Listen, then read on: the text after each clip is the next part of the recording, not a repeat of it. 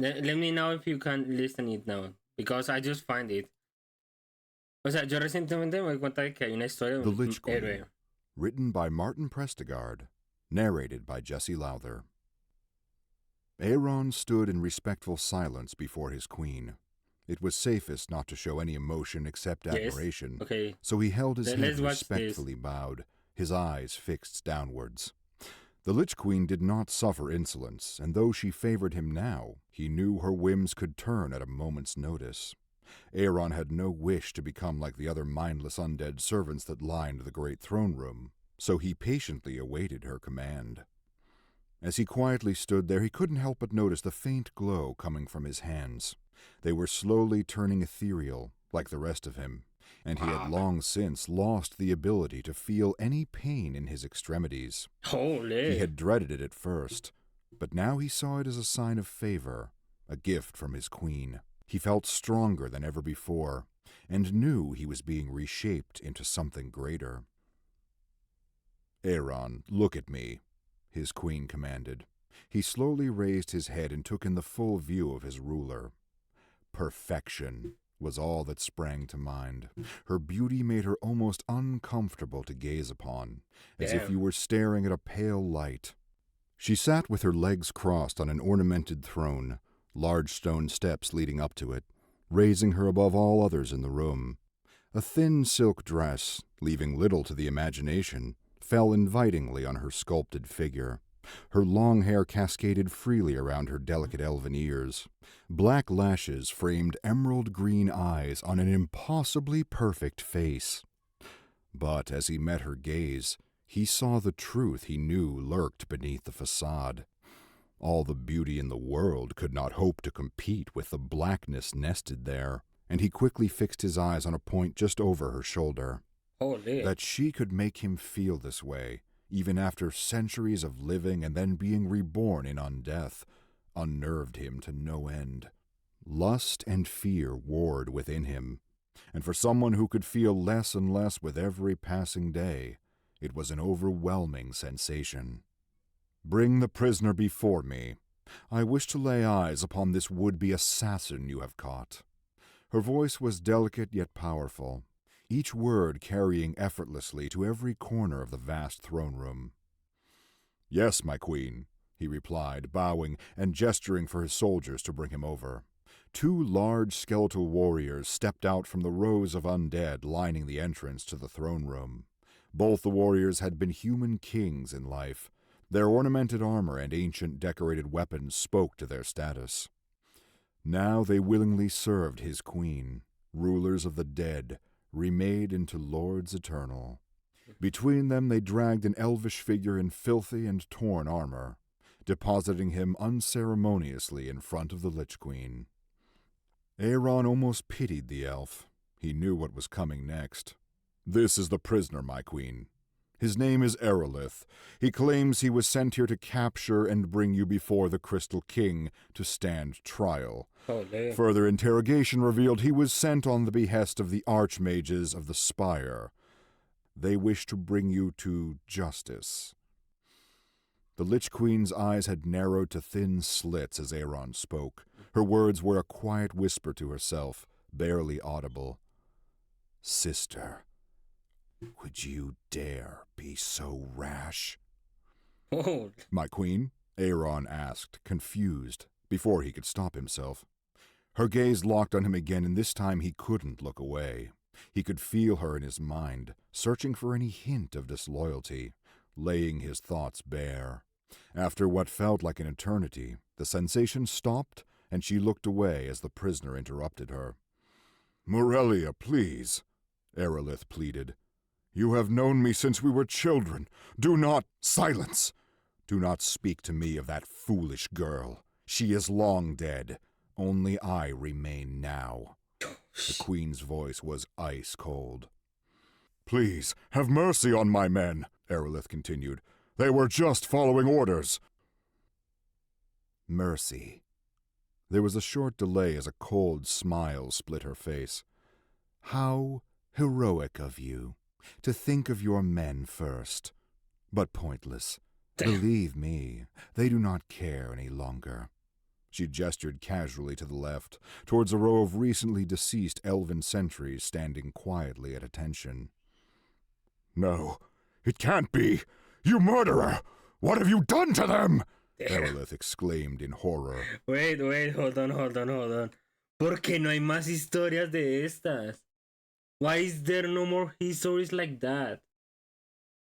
Wait, man, I'm sure if the game make more histories or stories, but maybe animated or something like that, I'm sure this game can be more famous and this game can reach more people.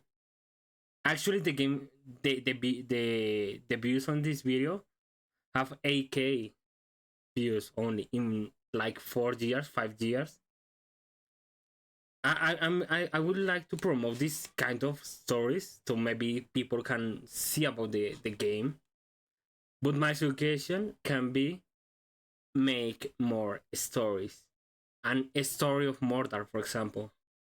Una historia de Mordor, Setsu, el nuevo maestro de Stouther, the new hero of Stouther, Valorian. Man, this game can be more fun with that. Animated will be so great. Like, just look Overwatch. Overwatch is more famous because the animated stories have millions of views. And if you share this kind of content, maybe Minion Masters can reach more people. The game is free. This is something interesting. The game is free. I would like to upload this video for YouTube because it's so fun that the game have at least a short story. What I will do to you, what I will do to all others who stand against me. There is no escaping death. It comes for all. Wow. Only I am eternal. Only I have the will to do what must be done. The Lich Queen's eyes glowed with an unnatural green light as she spoke. Join me, and you too shall have a taste of true immortality. Never, Aerolith gasped. Wrong choice, Aeron thought to himself. The Lich Queen regarded Aerolith with an intense stare. Hate, jealousy, war, famine, even the destruction of the world itself. These are the horrors I seek to end. And how does my own kin show their appreciation? They send you to kill me. Me! The whole throne room shook with magical backlash as she screamed the word. For a moment her carefully crafted facade fell away, revealing a terrifying sight. Ethereal light shone from her body, and she seemed to grow larger. Her hair flickered around her as if caught in an unnatural wind. Her fingers turned sharp and claw-like. Her dress tore and became ragged pieces of ethereal cloth. It was over as quickly as it had begun. The wind seemed to be sucked back inwards, and all that remained was the perfectly poised queen. Letting out a delicate sigh, she looked down at a horrified Aerolith. I know the darkness that is approaching. I know what my foolish sister is trying to prevent. But unlike her, I see the inevitability of her failure. How can this world's squabbling kingdoms and factions possibly stop what is coming? They war and battle amongst themselves, blind to the truth of their own destruction. There must be unity if we are to prevent. Okay, we can continue. I'm sorry for the pause. It's just because there was a background call, so now it's better. Yes, my queen, he replied, bowing and gesturing for his soldiers to bring him over. Two large skeletal warriors stepped out from the rows of undead lining the entrance to the throne room. Both the warriors had been human kings in life. Their ornamented armor and ancient decorated weapons spoke to their status. Now they willingly served his queen, rulers of the dead, remade into lords eternal. Between them they dragged an elvish figure in filthy and torn armor, depositing him unceremoniously in front of the Lich Queen. Aeron almost pitied the elf. He knew what was coming next. This is the prisoner, my queen. His name is Aerolith. He claims he was sent here to capture and bring you before. It Wait, what? comes for all. Ethereal light shone from her body, and she seemed to grow large. Okay, I just forget on YouTube with the one I have to pause. It doesn't to back in the video. So I think we was more. Her head of the living. Oh, here. Countless large plateaus and plazas could be seen dotted around, each of them with row upon row of undead warriors, standing at silent attention. Their heads all turned towards their queen as she stepped out onto the small balcony, and as one, they raised their weapons in a silent salute. Their green glowing eyes created an ethereal shine around each war host. "So many," Aerolith gasped. "You look upon but a fraction of my great work. Know this, there is no escape for you or my former kin, no point in defiance, no victory to be had." Her words carried a weight that spoke of an uncompromising certainty. "We will find a way. We will prevail. I will never join you." His defiance seemed to give him some newfound strength, and he looked up, attempting to hold her gaze but failing. "I never said it would be your choice," she smiled, bending down and taking Aerolith's jaw in her hands, forcing him to look directly at her. The young warrior was visibly shaking at the effort of resisting her touch. The hint of a smile could be seen on the queen's face at his discomfort. "Do not worry, Aerolith. Soon you will see reason, and you will realize I am your rightful queen. Holy. You will fight and die for me, your loyalty unbreakable. This I know to be true." She pulled him closer and lightly kissed his cheek. Aerolith couldn't help but let out a quiet moan of pleasure, but it was fleeting. His expression quickly turned to dread as the flesh on his cheek started to decay. He screamed and thrashed around in pain, but his jaw was stuck in the vice-like grip of the Lich Queen. The decay spread swiftly over his body, fully covering him in moments. Seemingly indifferent to Aerolith's agony, she calmly asked him, "Did you know the strength of a newly risen is tied to their strength in life?" All she got in reply was more screaming.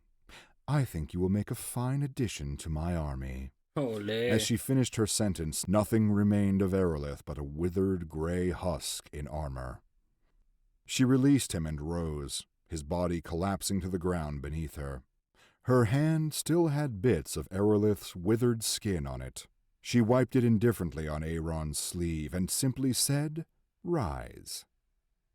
At first nothing happened, but then a faint greenish glow could be seen from what was now Aerolith's empty eye sockets. The body stirred, twitching at first, but then becoming more animated. Its limbs started creaking from the movement of dry sinews and muscle. Slowly it arose, a blank expression on its sunken face. With a silent gesture, the Lich Queen sent him towards his now undead elf soldiers. "May I ask, my queen, did you allow him any sentience?" Aaron asked. "Just enough to fight," she replied. "I understand, my queen." "Do you disagree?" Her eyes had narrowed again. "No, of course not," he hurriedly replied. "I was just surprised you bothered to turn him at all." I felt like being merciful. The smile on her face was anything but. Oh, This is the conclusion of the Lich Queen. nah, man, ¿por qué no hay más historias? And I'm sure if this game could have more stars, it could be just awesome. Like as the wrestler will say, this was awesome. Yeah, I'm sure if this game could have more stories, more animated stories, like a strategy said, it could be so fun. So I hope you guys enjoyed the video. If you guys enjoyed it, please like, comment, subscribe, and I will continue streaming. So this will be the end of the video. Please stay tuned on Twitch to don't miss any upcoming maybe new Minion Masters story. We will never know. I hope with this video the developers or maybe beta draft could see a good impulse on the game so they can inspire themselves so to make a new video for maybe Valorian. I would like to see a Mordor story. I'm so interested in seeing a Mordor story. Mordor could be so good, man. Like how they make the tombstones, or what inspired him to make the tombstone. I don't know, man. Maybe with Mordor could be too so fun. So this will be the end of the video. Bye bye.